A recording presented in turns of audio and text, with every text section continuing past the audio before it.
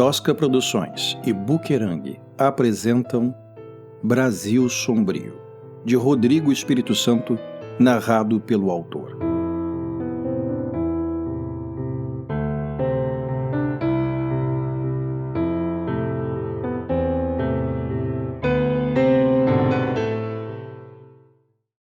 Há, na região central de Rio Branco, uma árvore centenária chamada de gameleira.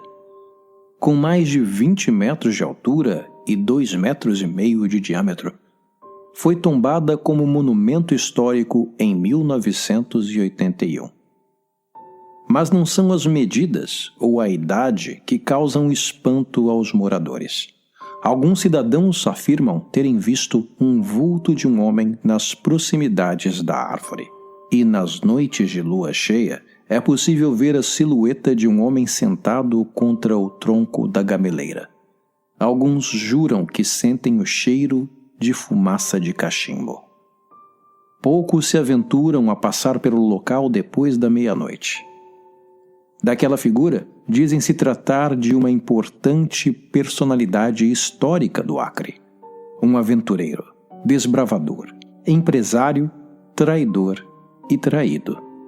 Os mais velhos acreditam que aquela figura que permanece à sombra da gameleira tem um nome, uma história e uma lenda, além de uma maldição.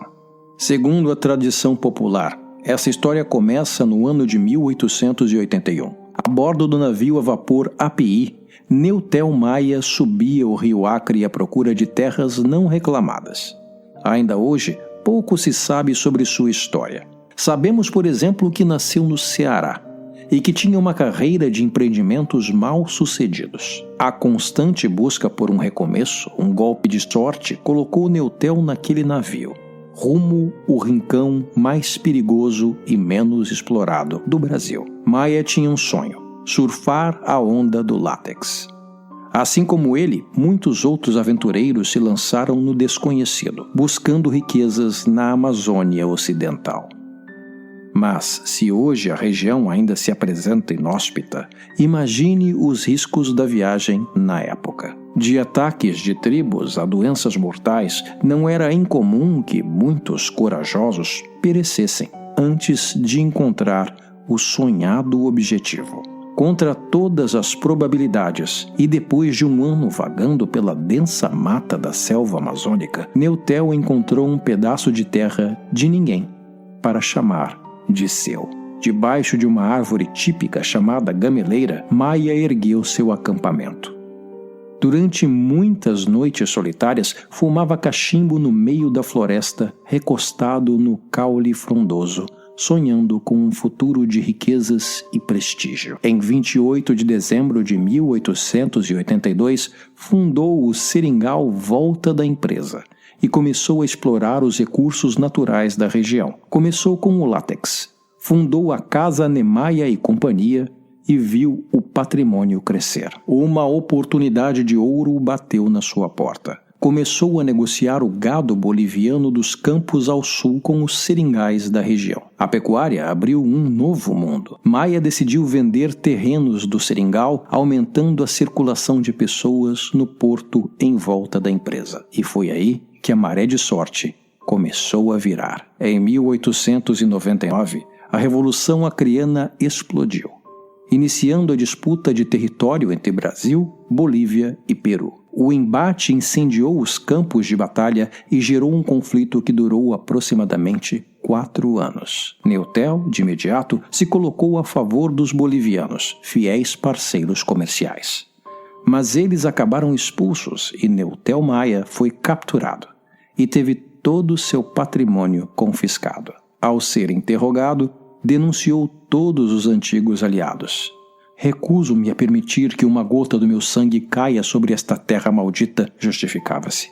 Pouco tempo depois da assinatura do Tratado de Petrópolis e da criação do Território Federal do Acre, em 7 de setembro de 1904, o povoado de Volta da Empresa foi elevado à condição de Vila Rio Branco, passando a abrigar a sede do departamento do Alto Acre. Em 1920, Rio Branco tornou-se capital. Desgostoso, Neutel Maia deixou o Acre.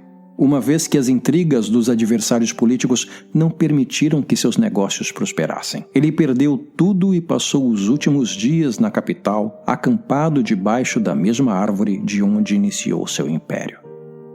Na rua Cunha Matos, onde hoje existe a árvore chamada Gameleira. Os locais afirmam que foi debaixo dessa árvore que o fundador Neutel Maia acampou assim que chegou na região, e que também foi lá que terminou seus dias na cidade, como um ilustre mendigo na capital que fundara. Apesar de sua importância para a história local, Maia jamais escondeu o ressentimento com os novos rumos da terra que ajudou a fundar. Bradava para quem quisesse ouvir que jamais permitiria que seu cadáver se deitasse sobre Rio Branco. Os indígenas sabem que a floresta é mais que o conjunto das árvores, que a vida e a morte que dançam e se revezam e movem a roda da natureza são movidas por forças inexplicáveis. Neutel abandonou a Gameleira, a terra que explorou e que lhe trouxe fortuna. Partiu exalando desprezo e ingratidão. Ao que parece, a floresta ouviu tal heresia. Você, meu amigo, pode chamar como quiser.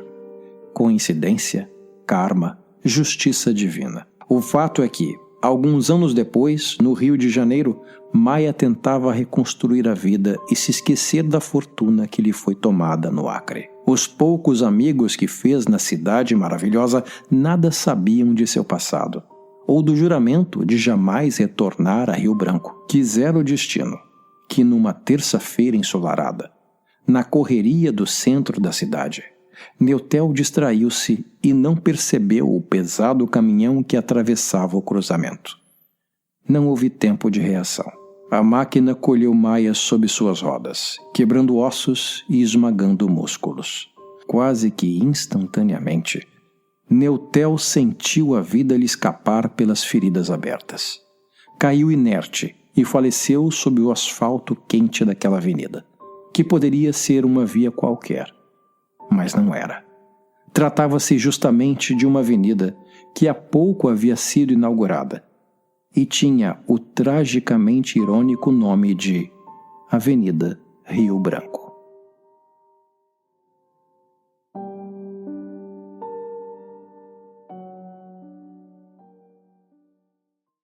As antigas construções ao redor do mundo carregam as marcas da história por dentro e por fora.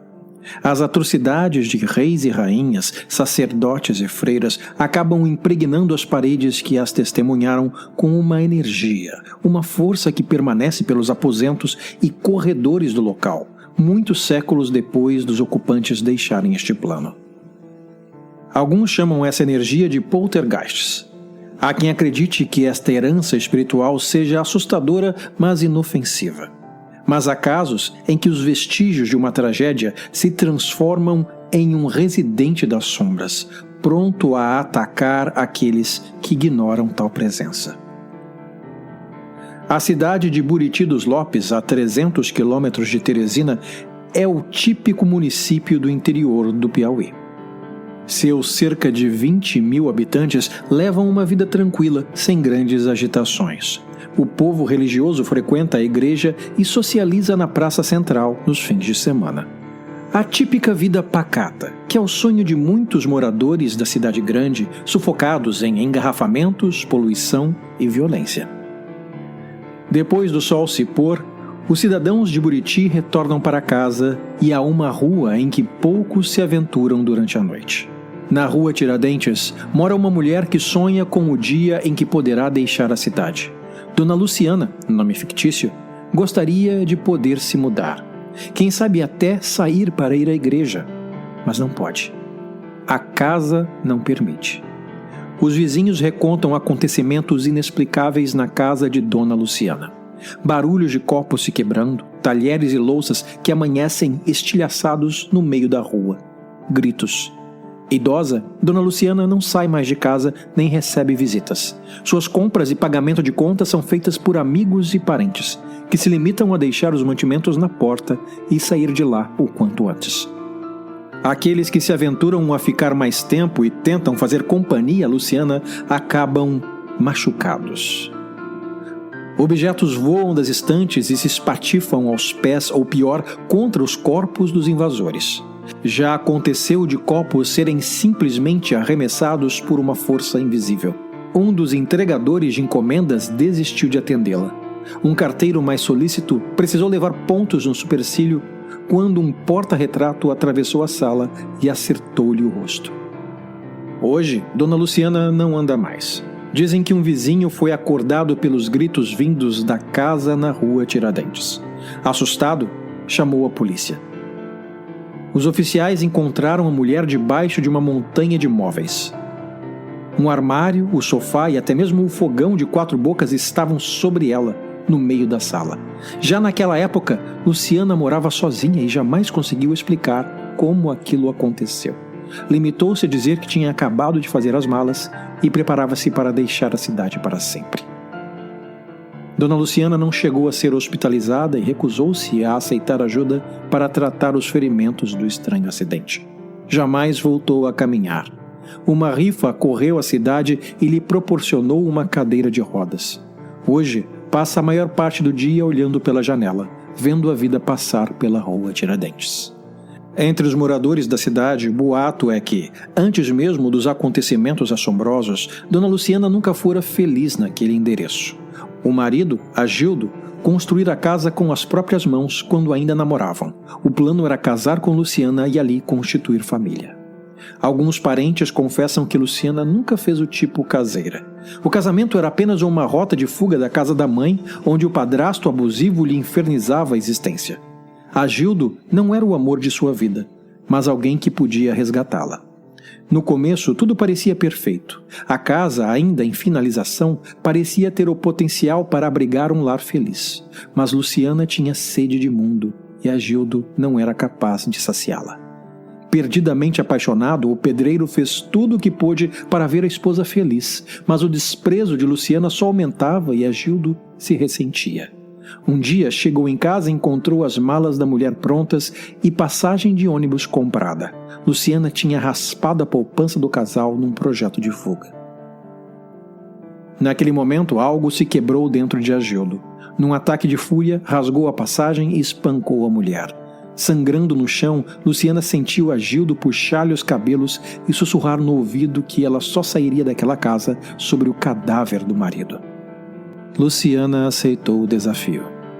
Nos dias que se passaram, a relação do casal reencontrou a paz, na medida em que os ferimentos de Luciana cicatrizavam. E no aniversário de casamento, Luciana serviu ao esposo seu bolo favorito com uma surpresa: veneno de rato suficiente para matar um cavalo. Enquanto lutava contra a paralisia que lhe dominava o corpo, Agildo olhou no fundo dos olhos de Luciana, que sorria diante do seu sofrimento. O pedreiro balbuciou alguma coisa que a esposa não entendeu. Aos que digam que somente depois de cumprir o papel de viúva abalada pela morte súbita do marido, que a assassina compreendeu a mensagem deixada no leito de morte. Agildo jurou, antes de morrer, que Luciana jamais deixaria a casa que construíra para ela. Pelo menos, não com vida.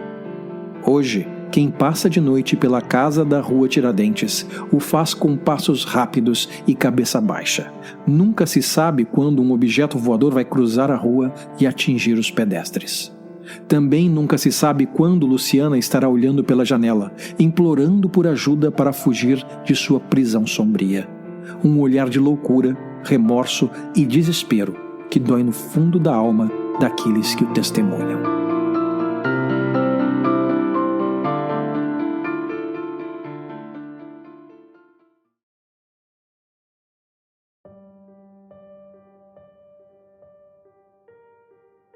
A Cruz do Patrão, Recife, Pernambuco. A Cruz do Patrão é o monumento mais assombrado de todo o Pernambuco. A coluna de alvenaria construída no estilo dórico com 6 metros de altura e 2 de diâmetro é adornada com uma cruz de pedra no topo, o que confere ao pequeno obelisco uma aparência de peça de xadrez, conhecida como bispo. Apesar de não haver registro definitivo da data de construção do obelisco, já eram encontradas referências à Cruz do Patrão em mapas datados de 1759. Além da temática cristã, A primária função do monumento era essencialmente prática, servindo de referência para que navios pudessem atracar às margens do rio Beberibe. Mas havia uma outra utilidade mais macabra. Segundo a tradição local, os escravos desembarcados na região costumavam realizar rituais de magia negra e voodoo à sombra da cruz do patrão. Acreditava-se também que haveria um cemitério clandestino nas imediações onde eram enterrados os escravos que morriam em alto mar, assim como os militares desertores. A razão para a escolha do local para a desova dos corpos era geográfica. O terreno arenoso facilitava a abertura de covas rasas, cavadas às pressas no meio da noite. O sociólogo e antropólogo Gilberto Freire, autor do clássico Casa Grande, Senzala, mencionou a Cruz do Patrão em uma de suas obras, Assombrações do Recife Velho. De acordo com Freire, quem passeia pelas redondezas do monumento nas chamadas horas mortas ouve e vê coisas que não pertencem a este mundo. E muitos destes desafortunados acabam desaparecendo sem deixar vestígios. O historiador F.A. Pereira da Costa relata, no folclore popular, a razão para o nome Cruz do Patrão. O chão arenoso, marcado pela morte dos injustiçados, acabou se tornando um ponto reverencial para místicos e satanistas. Um local onde pactos com o demônio eram assinados com sangue, e o próprio Satanás seria o patrão, ironicamente referenciado no monumento. O capitão Simas Salazar era, na falta de um termo menos romanceado, um pirata. Contrabando, artigos roubados e mesmo escravos eram a maior parte do seu desonesto ganha-pão. Seu ofício marginal não era nem de longe raro no século XVIII. Ora, mesmo nos mares contemporâneos, não são poucos os navios que transportam artigos roubados, ilícitos e tripulantes inescrupulosos. Durante muito tempo, o capitão Salazar navegou os rios da América do Sul, saqueando outras embarcações e vendendo produto de tanta violência. Ao contrário da realidade histórica dos colegas caribenhos, cujas peripécias eram exageradas numa espécie de guerra psicológica que buscava assustar as eventuais vítimas, Salazar era legitimamente cruel. Sua embarcação era conhecida na região como Caronte, uma referência ao barqueiro que transporta as almas pelo rio Estige até o inferno, na mitologia grega. Toda vez que o Caronte aportava na Cruz do Patrão, os moradores da região tinham a convicção de que corpos seriam desenterrados pela correnteza nos dias seguintes. Marujos difíceis, escravos fujões e todas as formas de desafetos acabavam vitimados pelo capitão Salazar. Tempos depois, o leito arenoso e os gases da putrefação traziam os cadáveres de volta à superfície do rio, para horror dos demais barqueiros da região. O caos do mundo é por vezes poético em sua justiça aleatória. Salazar acabou ferindo a mão ao quebrar a mandíbula de um prisioneiro com um soco. Os dentes quebradiços e mal cuidados do pobre torturado acabaram perfurando a pele do pirata e depositando toda sorte de bactérias nas juntas do agressor. Em uma época em que a medicina ainda nem começara a compreender os mistérios dos micro-organismos, a infecção tomou a mão do capitão e espalhou-se pelo braço. Em poucos dias, a febre e os tremores pareciam contar o fim da história de Salazar. Foi quando o pirata decidiu apelar para feiticeiros no entorno da Cruz do Patrão. E um deles ofereceu-se para interceder numa tentativa de pacto com o demônio para salvar a vida do capitão. Com a lua alta refletindo as águas calmas do rio Beberibe, Salazar preparou-se para oferecer seu sangue em um pacto infernal. O velho feiticeiro, pele negra curtida pelo tempo em contraste com a barba branca. Os dedos magros de unhas longas se agitavam pela lâmina de um... Esperamos que você tenha gostado desta prévia. Para continuar ouvindo este audiolivro no Google Play Livros, use o link na descrição do vídeo.